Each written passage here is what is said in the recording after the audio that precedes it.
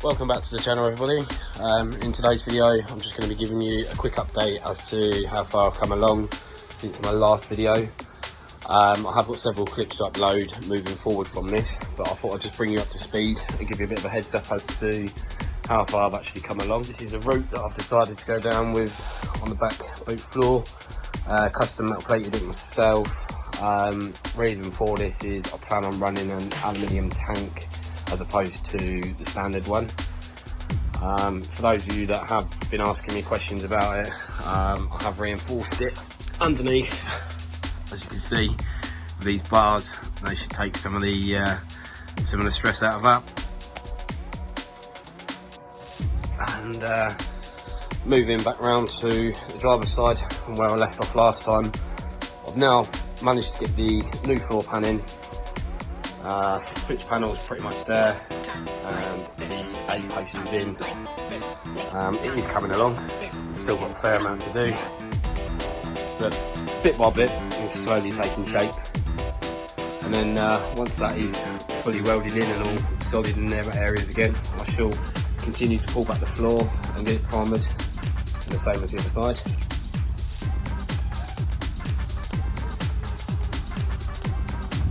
Got a lot of work to go into pulling back all this paint. I'm going to try and return most of it back to the raw metal. Like you can see, it already has been attempted to be here. I've not gone too far into it yet. Just sort of getting an idea of how good it is underneath. But yeah, I'm slowly getting there. There's quite a bit to do. Like I say, it's time. It's as and when I can get it fit in, really.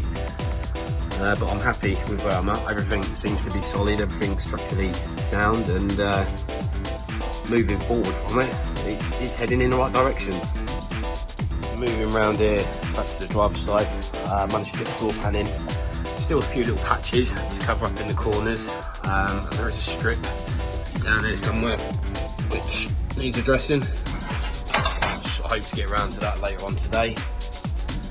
But as it stands, this is now solid, absolutely solid. And where I've tied it in here, it's, you know, you'd never really be able to tell unless you're literally nitpicking for every little nook and cranny. But I'm happy with it.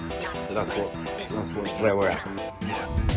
Yeah, so I think once I'm finished in this front area, I'm going to continue with pulling back here as much as possible, all across the back of the seats, and all over the bins. I'm going to pull them all back to raw metal, just so I can uncover every little bit and get it treated, and then give it a coat in the primer.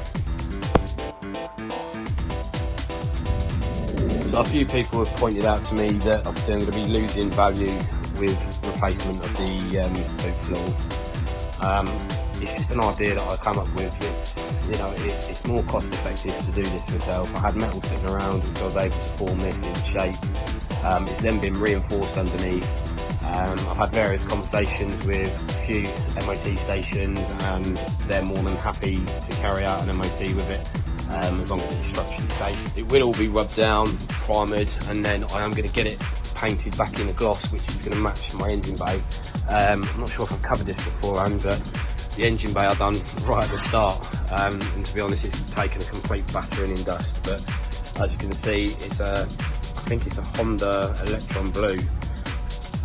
So yeah, that's my plans for the boot. So yeah, that's pretty much where we're at the moment. Like I say, my main focus is to get this front end built back up and repaired, and then once I've done that, it shall be into this back section as I said previously, and then I should hopefully be able to reassemble it, get it back on the floor, and start carrying out some form of bodywork. Well, that's about it for today's video. I just want to say thank you for coming back to watching this episode. I appreciate it's not as long as a normal one, but it is mainly just a video to keep you guys up to speed of where I am. See you next time.